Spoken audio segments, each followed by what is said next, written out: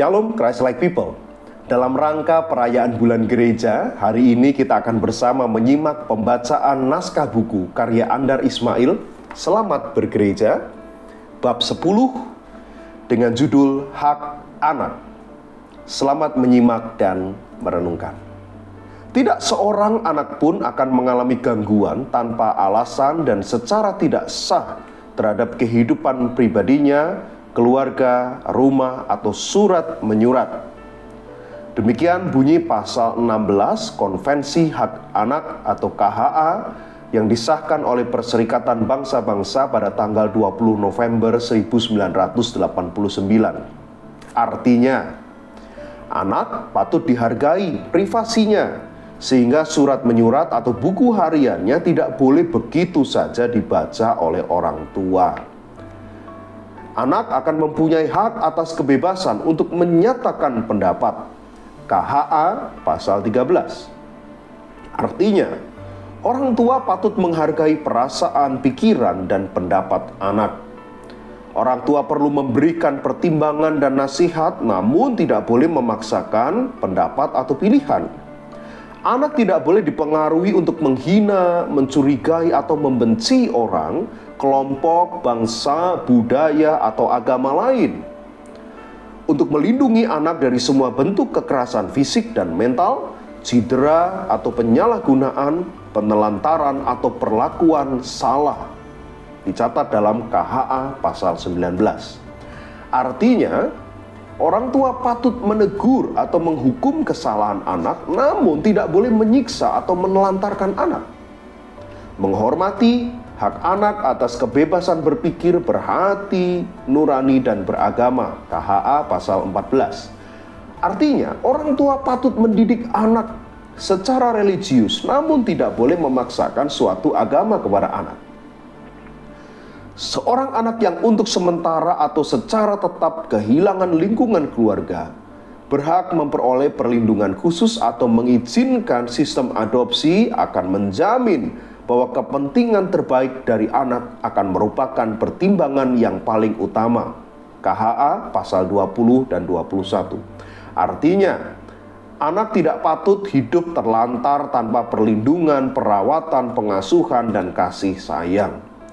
Seorang anak yang menderita cacat mental atau fisik hendaknya menikmati kehidupan penuh dan layak dalam keadaan yang menjamin martabat, meningkatkan percaya diri, dan mempermudah peran serta aktif anak dalam masyarakat.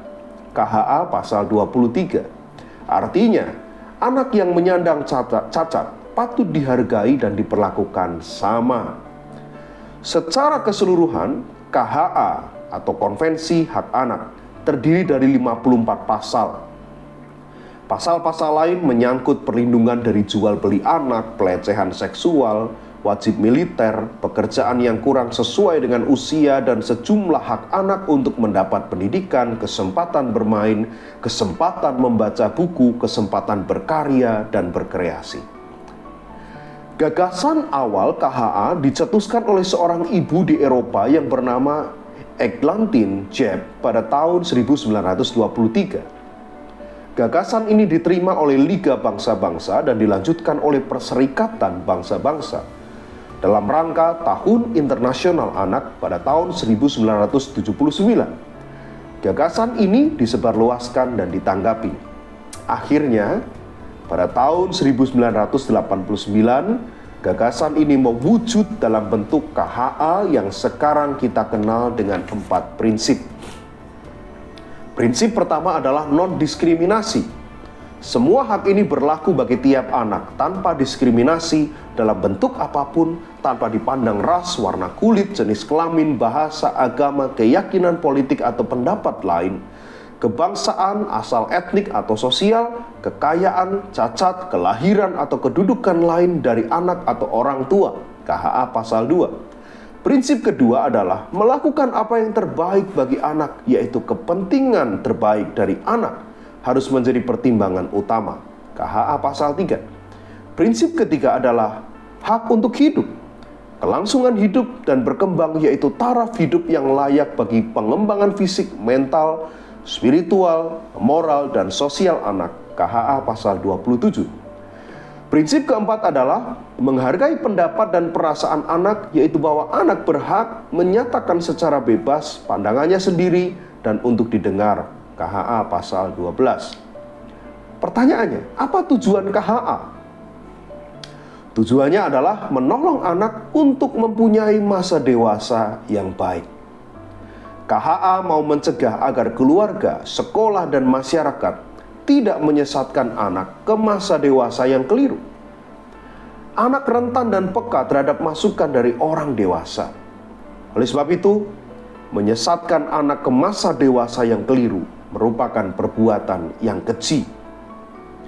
Kristus melindungi anak dari kemungkinan ini dengan bersabda, "Tetapi barang siapa menyesatkan salah satu dari anak-anak kecil ini yang percaya kepadaku, lebih baik baginya jika sebuah batu kilangan diikatkan pada lehernya, lalu ia ditenggelamkan ke dalam laut." Matius 18 ayat yang ke-6. Gereja adalah komunitas didik mendidik. Orang tua perlu dididik agar mampu mendidik anaknya. Oleh sebab itu, ilmu pendidikan agama Kristen orang dewasa atau PAK dewasa juga membidangi pendidikan orang tua atau parenting yang mencakup pendidikan hak anak. Prasyarat untuk mendidik adalah kesediaan menghargai nara didik. Pendidikan menjadi ampuh jika ada respek dari pendidik kepada nara didik dan timbal balik. Tujuan PAK dewasa dalam hal hak anak adalah memampukan para ayah dan ibu untuk terbuka terhadap perasaan, pendapat, pilihan, dan kebutuhan emosional atau fisik anak.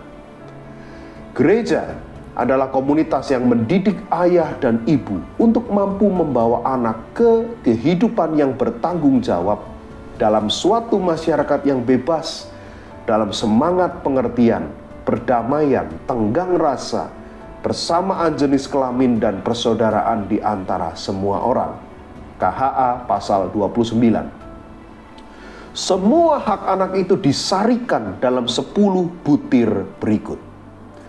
Di dalam bahasa Inggris, the right to affection, love, and understanding, adequate nutrition and medical care, free education, full opportunity for play and recreation, a name and nationality, special care if handicapped, be among the first to receive relief in times of disaster, learn to be a useful member of society and to develop individual abilities, be brought up in a spirit of peace and universal brotherhood, enjoy these rights regardless of race, color, sex, religion, national, or social origin.